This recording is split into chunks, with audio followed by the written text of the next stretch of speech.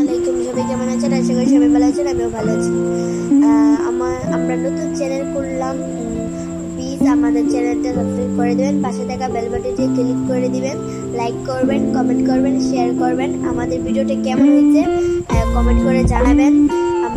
যারা দেখতেছেন তারা ফলো দিয়ে দিবেন, দয়া করে বলছি আমাদের পেজটা সাবস্ক্রাইব করে দিবেন, লাইক করবেন, কমেন্ট করবেন, শেয়ার করবেন, পাশে থাকা বেল বাটনটিতে ক্লিক করে দিবেন।